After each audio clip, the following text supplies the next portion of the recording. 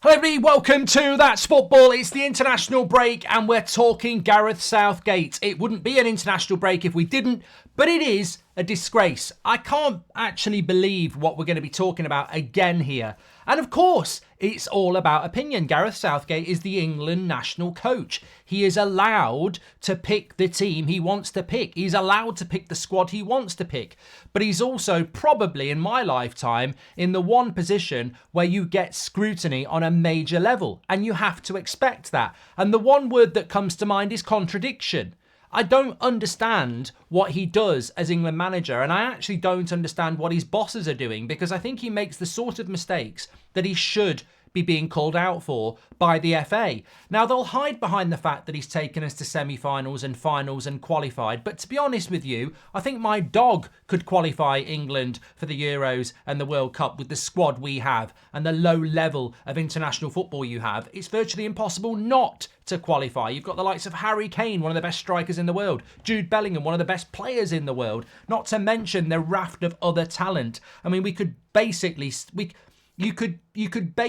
to England, you're not allowed to pick your best 20 players, and we'd still qualify with the next set of players. It's an easy job. And Southgate would not survive in the Premier League, and he certainly wouldn't survive with some of these odd intricacies he has as a coach. I'm talking about Raheem Sterling, I'm talking about James Ward-Prowse, and I'm talking about Anthony Gordon, who may well now choose to go to Scotland. There is a massive contradiction in Gareth Southgate, and I've spoken about this a few times already this season and over the last few years.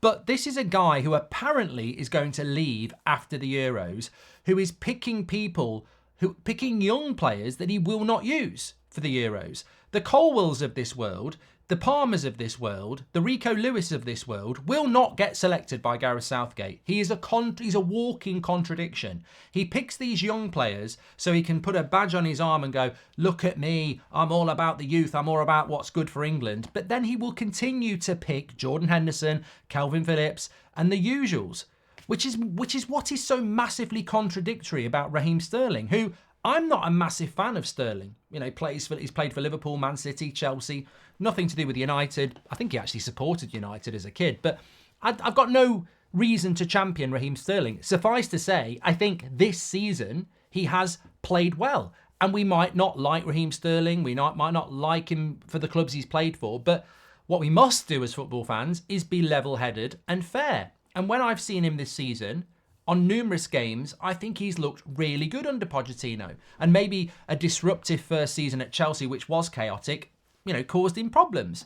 The same can be said about James Ward-Prowse going from Southampton to West Ham and being arguably one of the signings of the season, who consistently gets assists in the English Premier League.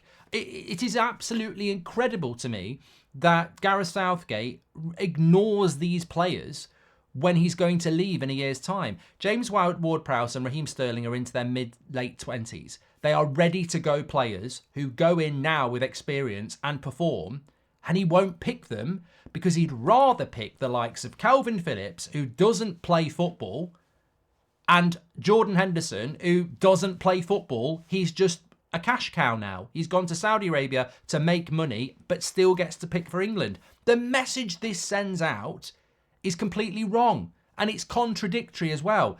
Southgate will be sat there going, don't worry lads, don't listen to the criticism, we're all one big family here and I'm the daddy. And the reality is, do listen to it, because it absolutely stinks, and it is a disgrace. It's disgraceful when hard-working, performing players in the English Premier League are not being picked so that Southgate can pick favourites. If he's managing Middlesbrough, I haven't got a problem with it. But when you're managing England, there are responsibilities. Southgate, in fairness, has always done a very good job politically. He wears nice clothes, he's well turned out, he speaks well, he speaks like a politician. He could be on Rishi Sunak's panel as an MP. He is quintessentially a very, very good speaker and conducts himself very well. And I'll give Southgate praise there.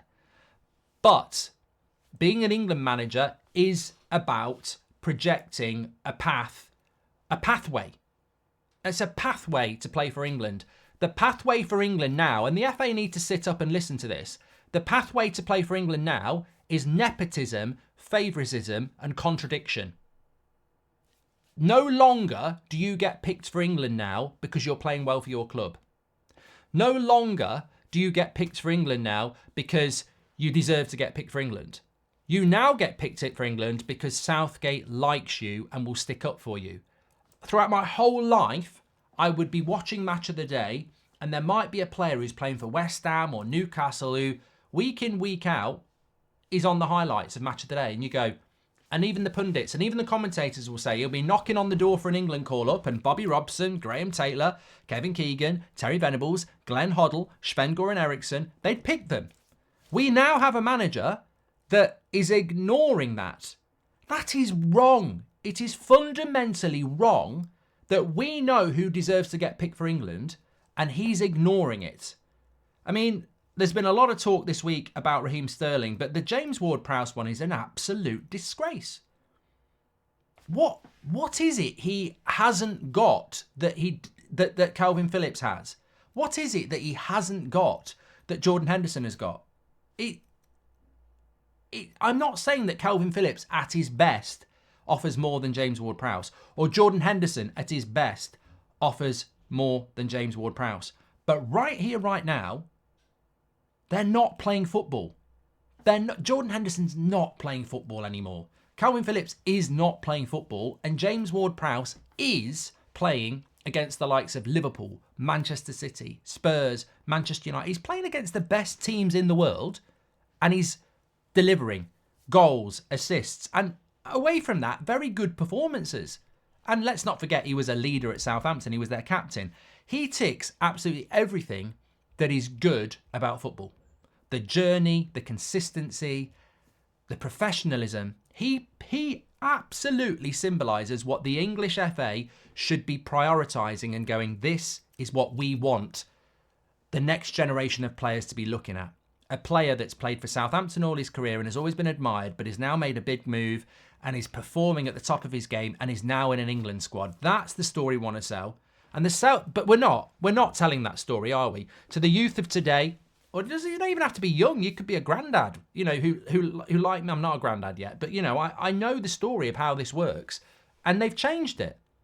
How irresponsible is that we have an England national team now that's so good we'll still win anyway, but can make decisions like that a player that's playing really, really well and deserves to be in the England squad is being overlooked for a player that's gone to Saudi Arabia to earn loads of money, or a player that doesn't play football. Oh, they won't notice. They won't notice. They will notice. I remember when I was at school, you used to talk about the England squad, you used to talk about who deserves playing for England. And that message becomes the message to the nation. That message becomes the message to the next set of players. That you can get picked for England by going to Saudi Arabia and earning money in front of 400 people. You can get picked for England if you go to Man City for the money and sit on the bench. I mean, that's just a disgusting message. You can get picked for England for following the money. You don't need to play. But if you do play well, you won't get picked. And that's what he's done with Sterling, and that's what he's done with Ward-Prowse. And it's a disgrace. It is a disgrace. But I want your comments on this. Am I misreading the room? Am I wrong? Is it not that deep? Because ultimately, he will keep winning. Kane and that will win. I think we'll win the Euros. And people will say, well, what are you moaning about? But sometimes football's bigger than that. This is the England national team. It's a 25-man squad, and it should be the 25 people who deserve it. I think I could win the Euros with England. I think you could win the Euros with England. But there's a bigger message here.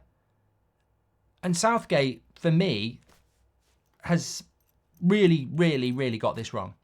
Get your comments in below. Let me know what you think. Smash a like on the video. Subscribe. And I'll speak to you on the next one.